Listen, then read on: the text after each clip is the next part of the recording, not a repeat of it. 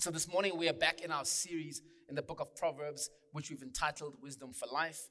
And this morning we find ourselves in Proverbs 23 verses 22. So if you would go there with me, Proverbs 23 verse 22. And it reads as follows: Listen to your father who gave you life, and don't despise your mother when she is old. Buy and do not sell truth, wisdom, instruction, and understanding. The father of a righteous son will rejoice greatly, and one who fathers a wise son will delight in him. Verse 25. Let your father and mother have joy, and let her who gave birth to you rejoice. So once more we come across this young man who has been instructed by his parents as he embarks on this journey of life. In these few short verses that we've just read, the most important verse is verse 23, where it says, buy and do not sell truth, wisdom, instruction, and understanding. Solomon shows us the importance of attaining truth, and he uses the metaphor of buying. And so he says, just as you would diligently go out to seek valuable possessions or invest in a desired stock, here we are called to pursue truth. This stock called truth, is so valuable that you should never sell it. No matter what happens, whether the stock market goes up or down, never sell truth. And then he goes on to extrapolate what he means by truth. You see, truth is an aspect of wisdom. It goes along with understanding and instruction. In other words, I need truth to understand what's happening. And then when I understand what's happening, I can make valuable or wise decisions for my life and to the benefit of those who are around me. So in order for me and you to live wisely, we all need truth, right? You see, in our modern world, when we speak of truth, we focus on two things: facts and data. Give me the facts, give me the data, then I know you're speaking the truth. However, in Hebraic culture, truth was something that was not devoid of action. In other words, the ideas of practical and theoretical truth are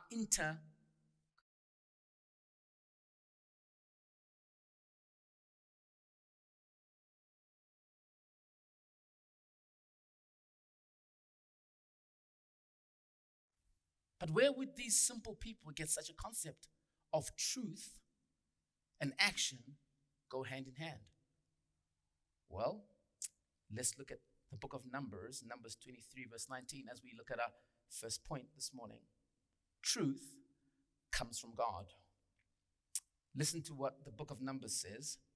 God is not a man that he might lie, or a son of man that he might change his mind.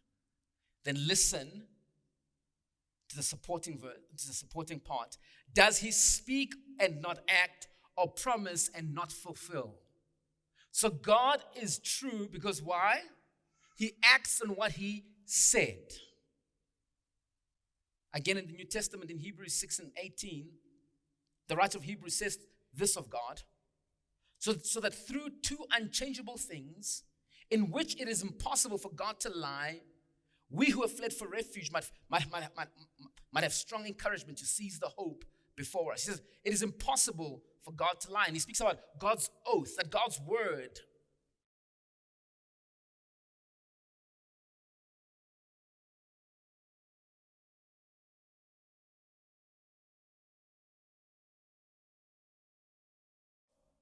and we know that God is righteous because God always says something and then he follows it up with action. And if you're a believer this morning, you too would say, yes, all truth stems from God. God is the epitome of all truth, and truth proceeds from him. So as we look at the rest of the book of Proverbs, we need to understand this. When the author speaks of truth, he has in mind a people who not only say, I will do something, but they're truthful in how they act. And truth be told, we all want truth in our lives, right? Because truth makes the world make sense. Truths give our relationships meaning.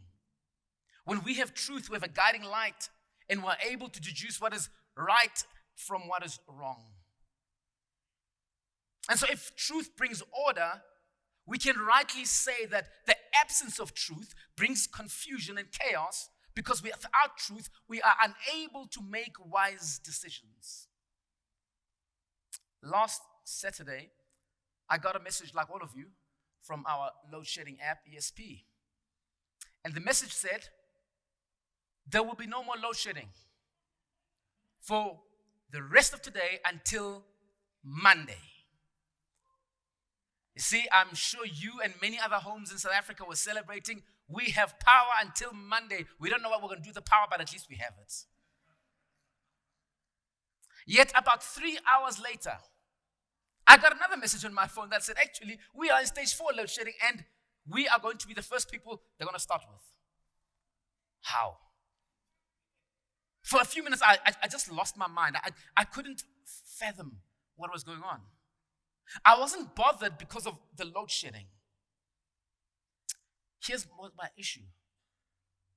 I checked my phone to say, that message I got earlier, was I dreaming? Was I mistaken?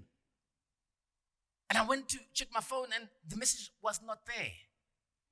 I said to my wife, do you know this morning they said no load shedding, but now it says we're in stage 4. And she said to me, I think you're mistaken. The whole afternoon I was busy trying to figure this out. I think it's such moments that we all pray that our politicians and business people would be people who speak truth, right? Because I was not mistaken, but in that moment of the absence of truth where I was confused, it showed that I couldn't move forward in my life. But then that whole experience got me thinking. And I began to ask myself, am I a person of truth? Are we people of truth? You see, I was at a conference 2 weeks ago, and I was struck by how the guy who was conducting this conference was really getting the crowd riled up. He was talking to the crowd about change and how we as individuals can make a change in our communities. And the crowd was excited. They were lapping all of this up. And then afterwards, people were given an opportunity to give testimonies. And person after person spoke about how they had brought about the change that this man was speaking about, because they first began to change, and that change led to a change in their society. Now, because you guys are Christians, you think I was at church, ne? This was not a church service. It was a secular event with a secular message, but people somehow had moved from hearing to doing. And that too got me thinking. I couldn't help but ask the question, are Christians truthful people? Are Christians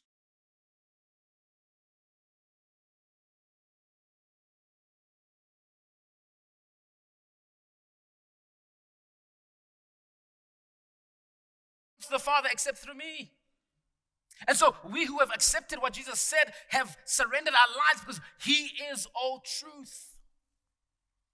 And the gospel message is simply this: Jesus Christ, because he really believed that he's the way, the truth, and the life, gave his life up so that you and I could be in relationship with God, the Father. The fact that you're sitting here this morning means that you believe that truth. You come back Sunday after Sunday because Jesus means something. But do you know that that same truth that Jesus speaks of the way to salvation, also speaks into our everyday lives? It also speaks to us about how we should be engaging the world. This very same Bible that speaks about salvation speaks to us about the life post-salvation. Therefore, if we're Christians, our life view, our philosophy should be guided by God's word. If I was to be slick, I'd put it this way: the Bible should be our life hermeneutic. But then that's the way we should understand and make sense of life. But as I look around once more, I don't think the Christian community has much truth. Because what I read and what I see don't correlate.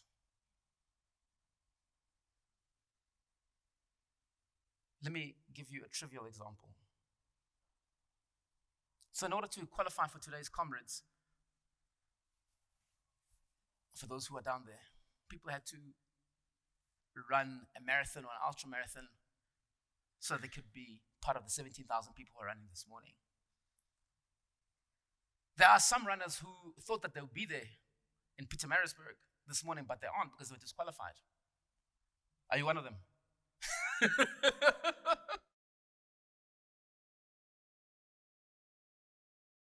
You disqualified yourself. And so these guys didn't qualify because they cheated in their qualifying races. One asked, this is a lady, asked a man to run for her. So of course he got a good time. So she was disqualified. Another rode part of his marathon in a car. So he ran like 20 Ks, got in a car for 10, and then ran the rest to qualify. But here's the clincher for me. As I was looking at the clubs where these people come from, there were names such as the Disciples Athletic Club, Run for Christ Athletic Club. And I said, yo, you see, the absence of honesty brings chaos into our world. But now immediately, and that's why you're laughing, many of you are thinking, no, Pastor, I know, maybe these people aren't even Christians. Let's kind of move on. But that's exactly the problem. That whenever we speak about truth at church, Christians begin to focus on morality. We want to focus on moral issues. So we say stuff like, I'm faithful to my spouse. I don't swear at work. But somehow your swears pop out when you're having coffee with the pastor. But we'll leave that. We always want to see truth through the lens of how well we behave. The writer of Proverbs is not talking about how well you behave. He says truth shows up in every area of your life. Everything that you do shows that you're a child of God. That means my decisions, my aspirations, even my convictions are those of a wise person. So he says you must be displaying the wisdom of God in every sphere of your life to show that you belong to God. And how do we know that's not true for us as Christians? It's because when we look at our neighbors, when we look at the world around us, it would be hard to tell who's a Christian and who's not. People tell me all the time, oh no, I don't do this. I don't sleep with my neighbor's wife. Well, many other people who are not Christians do the same. I don't swear. Many other people do the same. I fast and pray. I know people who fast and pray for a whole month. That's not what makes us unique from other people. Even though we're Christians, we still have some of the same relational problems. We have the same warped perceptions of self. We have the same unhealthy relationship with our work. It seems that there's a disconnect between the truth that we hear from God and how we apply that truth in our lives. You see, here the issue is not that we don't hear the truth. It's not that we don't believe the truth, but we struggle to follow through on what God has said to us. So as we struggle, we tend to give other things, other people's opinions and conjectures equal weight to God's ways. We hold modern philosophies higher than what we hold God's word. So we find ourselves coming to church every Sunday for a temporary fix. It's a temporary soothing experience from the onslaughts of this hectic life in Joburg. Whereas church is supposed to be a reinforcement of what you already believe. Here we have 2 hours just to soak up, okay, then I move on Monday and live based on another set of criteria.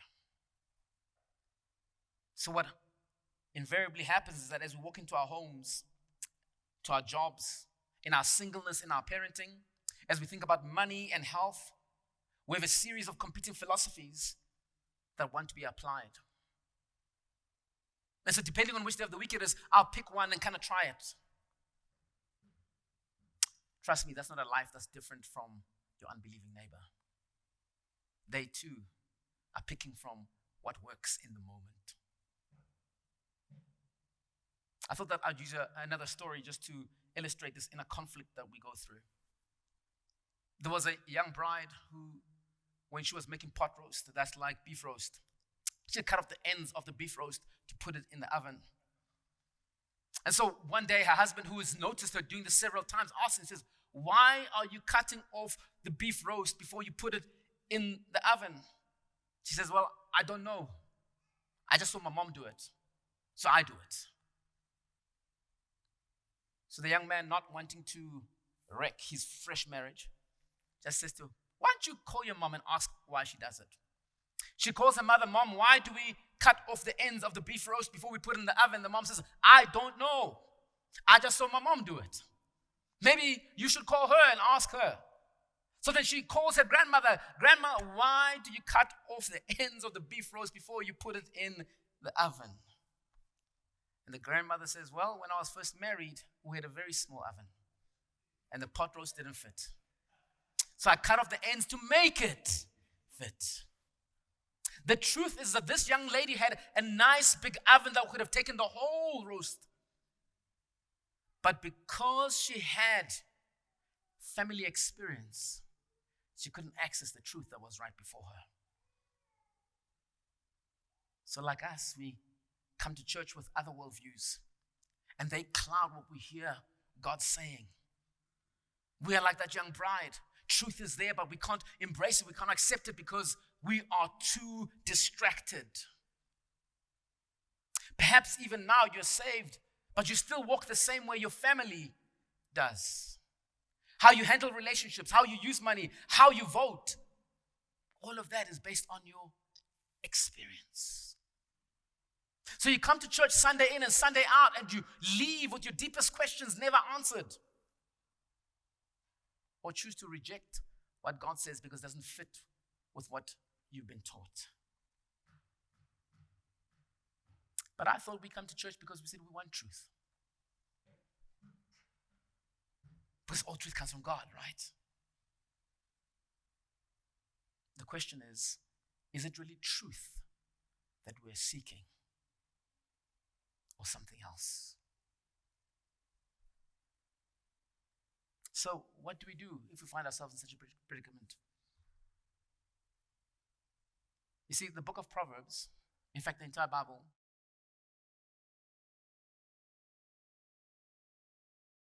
the writer of Proverbs will say the following to the young man: "I don't care about the instructions your parents have given you." He would say to us, "I don't care how much Bible you read, even though that's a good start. What would move him is whether are you doing what the Bible says." Because when you look at verse 24 of our text in Proverbs 23, it says, "The father of a righteous son will rejoice greatly, and one who fathers a wise son will delight in him. Let your father and mother have joy, and let her who gave you birth to rejoice." These verses speak of parents who are happy, not because their son kept quiet while they were giving him instructions, but because after hearing them, he went out and he lived a life that followed what they taught him. That was the source of their joy, doing. And so the book of Proverbs, if I was to summarize it, I would say it calls us to live a life that can be observed by others. And in their observation of us, they could say to us, "You are a true human being, because you do what you said you would do." You see, the writers of Proverbs can be described as observers. If we look at Proverbs 7 and 6, he says the following: "At the window, This guy is looking out. He's observing something. At the window of my house, I looked through my letters. I saw among the inexperienced, I noticed among the youths, a young man lacking sense. We'll get to that verse. I won't teach on it this morning. I just want you just to see that he is observing. I've learned a lot as I sit for my coffees on Thursday. Just observing people. Marasiko lapho. Truth is, we are all observers in this life. When we say our politicians and our business people are liars, it's because we've observed them over a period of time. We know that what they say is not necessarily what they will do. So when we see this incongruency in them, we call them out. We call them liars, people who lack integrity, right? But shouldn't that question be coming back to us? Yes, you. And as much as you can call out other people for being liars, the question this morning is, what about you? And even as I ask that question, some of you are still thinking to yourself, yes, what about me? You see, my wife is such an observer. So she'll say to me, honey, it looks like you aren't exercising like you said you would be. And like most human beings, I respond, what do you mean? Of course I'm exercising, come on. You see, I've got the gear, I'm in the, I'm doing it. And because my wife is an observer, she'll start saying things like, that day, you said you were going to do this, but you ended up not doing it. That day you said you're going to do that, and that didn't end up happening. And so she goes through a period of time when she's been observing me. So when she's calling me out today, it's not based on me not exercising today. There's been a track record of failure.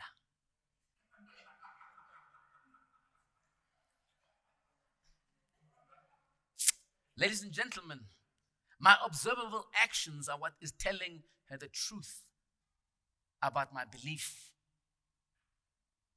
as it pertains to exercise. Not my talking. If I was to get really honest this morning, I would say to you, how many books have you read? How many seminars have you been to? And you're moved, you're motivated about something, but then somewhere, somehow, you never acted on what you read or what you heard. The truth is not in your attendance of the seminar, not in you having read the book, great.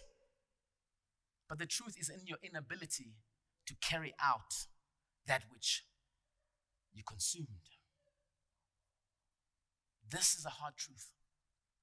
A truth that we don't want to embrace. Because when we do embrace it, we realize that we're no different from the politicians that we so often talk about. Dare I say, the only things that many Christians, let me qualify that, believe to be true is the fact that they are born again. Because that gets them out of hell. Because when it comes to doing anything else that Jesus calls us to do, we're like, that's too hard. I can't do that, God. And as I've just said, it could be in any area of our lives. Our spirituality, our sexuality, our relationships, our work ethic, our finances. When God calls us to do something, we're like, I don't think I'll tick yes on that option. So why are we talking about truth this morning? It's because as we continue in the book of Proverbs, we are going to get a bit heavy. And I don't want you to come here Sunday in and Sunday out thinking we're just coming to hear a good sermon. But to recognize that as we walk through the Proverbs, we are actually going to be looking at a mirror and looking at our own reflection. And God's speaking to us and asking us the question, are you a person of truth? Are you doing what you say you believe? Yes, we all want truth, but truth is uncomfortable. It's uncomfortable because it strips away every part of us that is fake. Truth points out when we're trying to get the most reward for the least work. Truth is introspective because it says what you demand of others, you must first begin to do. Unfortunately, in our day and age, when we start to speak of truth, people go into two camps. They either feel condemned or they feel judged. As we say often here at TNC, God's word is not there to condemn us, it's to convict us. It's God's grace, it's not judgment. When God makes us look in the mirror, He is saying, make a U-turn, turn right. Don't go the way that you are going. He's extending His mercy. And He says, come align with where I am. Stop walking in the ways of the unwise and the foolish. Because here's the thing, when we actually begin to see truth in our lives, we become liberated. Because truth has a power to liberate. It has a power to heal. It has a power to unite. Truth is a light on our path and provides us with direction. So amongst all the philosophies of the world, if I have truth, I'm able to say, I will not do that because God doesn't do that. It might seem like a good idea to the world, but not to me. Because I am a person of truth. So as we delve deeper into the other topics, starting from next Sunday, know that we are also speaking in love. I must admit this because some of you think differently, and you'll get this when I talk about marriage. Some of you think, hey, the pastor's perfect. I'm not. I don't sit here or stand here to tell you, do this, do this, do this, do this, and then like a chief whip, whipping you into line. No. I do this out of love and concern for God's people. Because Scripture says to us in Ephesians 4:15, by speaking the truth in love, let us grow in every way into Him who is the head, Christ. I'm called to speak God's truth into your life, and as much as you're called to speak God's truth into my life, in love. So as we go into this series, yes, there are some things that will be ouch. Trust me, there are. But it's all of it. All of it is undergirded by love. And Jesus says, don't harm each other, but lovingly guide and work with one another. Already some of you are like, I know which Sundays to miss. But God would also say to you, child of God, don't shrink away from truth. I encourage you, I exhort you, don't shrink away from truth. Come, be engaged. Because if you really believe that God is true, you want to hear what He has to say to you. You must be like the man in Matthew 16, that when he discovered a field with treasure, he sold everything that he had in order to buy that field because it had everything that he desired. And truth is such a treasure. So here's what our posture should be as we go into the following weeks. A posture of humility and of courage. Humility to face the uncomfortable realities within ourselves. That perhaps we're not living out our faith the way we should be. Once again, I'm not talking about moral stuff. But secondly, we need courage. Because it takes courage to change. It's one thing to know what's wrong with you. It's another to actually make the change, to walk away from that which you see is wrong. By embracing truth, we will embark on a journey of authenticity and self-discovery, aligning our thoughts, words, and actions. So as I conclude then, I want to guide us so then how do we buy truth? Because that's what our verse says, is buy truth. Get wisdom, get understanding. Live as a wise person. 3 quick things that you can start working on even from today. How you buy truth. Number 1, don't talk too much. Proverbs 10, verse 19, in the Living Bible says, don't talk so much. You keep putting your foot in your mouth. Be sensible and turn off the flow. In the Message it reads, the more talk, the less truth. The wise measure their words.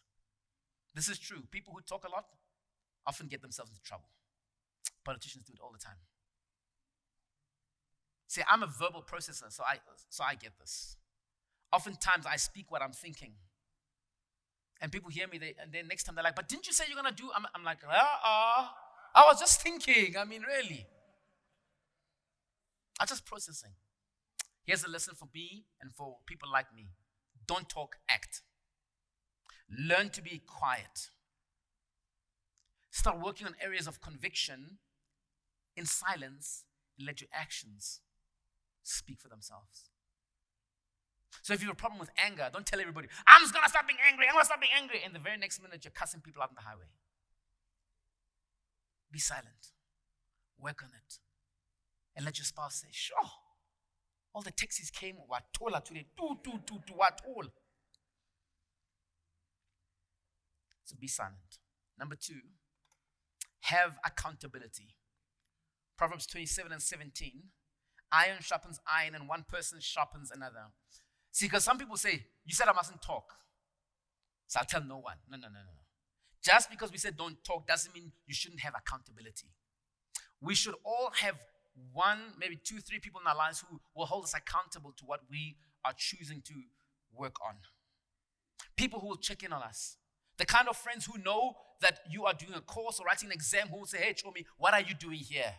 You are writing on Wednesday. What are you doing here? How's that PhD going? We all need that. So we should be quiet. Secondly, we should have accountability. Number 3, we should work hard at it. Proverbs 23. Buy truth. Don't sell for love or money. Buy wisdom, buy education, buy insight. We need to consider truth as the highest of the highest value. We should spare no cost or sacrifice to obtain it. And when we get it, we need to keep it safe. We should never exchange it for earthly profit or pleasure. We should never be reasoned out of it. Acting out of truth is a daily thing. I get up every morning and I have to refresh my principles. Think about it. It's like a pro athlete. Now, I'm an Arsenal supporter. Many of you don't know this because I don't talk about it. But I've been an Arsenal supporter for decades. Not Mawane, decades. And one thing that you learn as an Arsenal supporter is this. Until the final whistle, on the final game, on the final day goes off, don't celebrate. You don't celebrate. Because all the wins you had mean nothing. Nothing. I'm also a Chiefs supporter, so you understand.